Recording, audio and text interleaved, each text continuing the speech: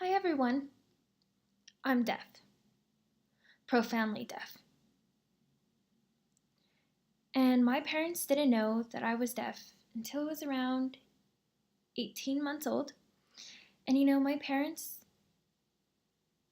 they only knew the Hearing Society. I was the only deaf child, and it was kind of a negative stigma. So they went to a specialist, that said that your daughter shouldn't learn sign language. So they stepped back from the Hearing Society, and I learned speech and oralism to fit the Hearing Society.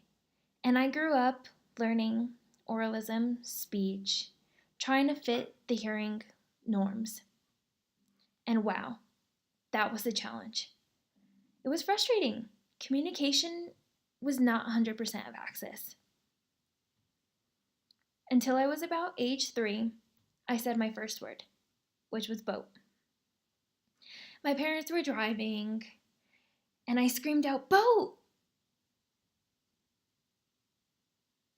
And that's why I now have a cruiser boat. And my parents are now looking back and they realize that the specialist was not right about not teaching me, not wanting me to learn sign language. It was important for deaf people to have language. It's natural, it's visual, it develops language, and then later on you can teach them oralism and speech. And that was really important for deaf people in America, was learning language. And now I'm 57 years old and I'm deaf. And sign language, I cherish it. And maybe because I am a part of the deaf community, but this was before then. You need to cherish the language, the history, the culture, the community. And it's not a disability, it's a different community. We can do other things just the same. We have successful lawyers, teachers, scientists, professors, athletes. The list really goes on and on.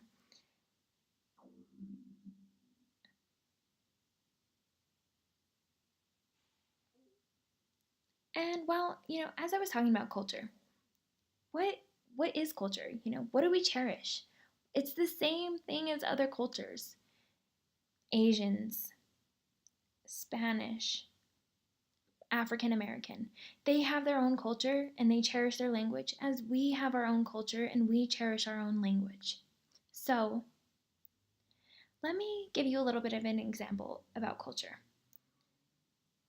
The normative culture. So we can be very direct.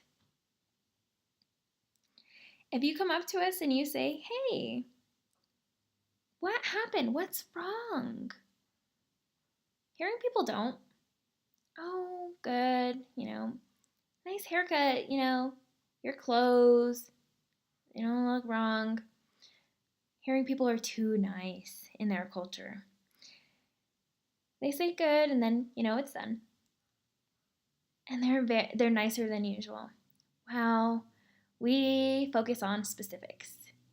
If someone dies, we ask, what happened? How'd they die? And we ask tons and tons of questions. Hearing Society, they don't. They say, "I'm sorry about the death." If we have a hearing student in the classroom and they say, "Oh, I'm sorry I'm late," that's okay. But if a deaf student walks into a classroom and they say, "Oh, I'm sorry I'm late. You know why? There was an accident, there was a rain, there was a cop, there was traffic," we go on and on and on. And that's some of our culture. We cherish sharing information. I want to let you know a little bit more about some more of our cultures. If a friend comes up to if they invite you to a house party, a hearing person, and they want to stay, and they don't want to stay long, so then they leave and they just take off. What? But a deaf person will stay and stay and stay, and you're trying to get them let's get out of here, but they won't. And if we go to a restaurant where they're having a conversation, and the waiter comes up to us and just let you know we close in 5 minutes, and we stay 5 minutes later, and then we move a little bit more, and we start talking more and more for 5 minutes later. We're trying to hurry up, but then we go to the door, and we're like talking, and the people are like, turn the lights off, get them to leave. And that is when we go to the parking lot, and we're like, oh, okay, goodbye. Even talking in the car, it's constant communication. We don't just take off. That is really important to what we cherish and value in our culture. It's the same thing as, in the hearing community. They talk every day, and we communicate the same way. We're interacting the same way with communication, and what we share is really important to our culture. And when I was talking about sign with you guys, our language is not new. It has been around for thousands of years. But we have been fighting every day to protect our language. Our experience, oppression, discrimination, that is all a part of our culture, along with other cultures. Their language, their oppression, we have that in common. And when you look back to about 400 BC, and you look at the men that were once here and their characteristics, their norms, if someone's talking or voicing, that's different. We want to express ourselves too, and we feel like we can't. And that is a part of our deaf interaction. Our affect, our expressions. It's really important including it in our language. And our language has been around really for thousands of years. So, in America, if you look back to the 1700s, and you look back to the island, you see that there's a deaf community there.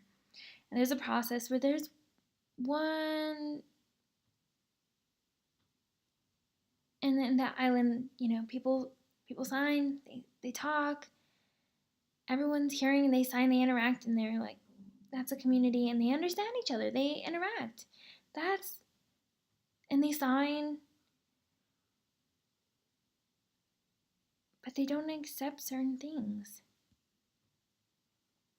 So if you fast forward a little bit more to the 1870s, when America finally establishes their first school for the deaf, Gallaudet. He taught people, he flew across the ocean and continued to spread out, and he soon started establishing many different schools around the U.S. And what's the most shocking is the prohibited of deaf culture. They established Gallaudet University in 1964, and that degree was for deaf people, and they signed. And then if you moved away, that was the best, you had the opportunities. And they accept business, they accept the interaction, they accept the hearing culture. It was nice, it was amazing. A few years fast forward, the 1980s, the year everyone forgot. It was a trauma, it was an impact in the community. The world had stars, and they had their first deaf education. and they prohibited sign language, required children to learn to speak oralism in a hearing setting. And they changed eventually, but not in America. They banned it.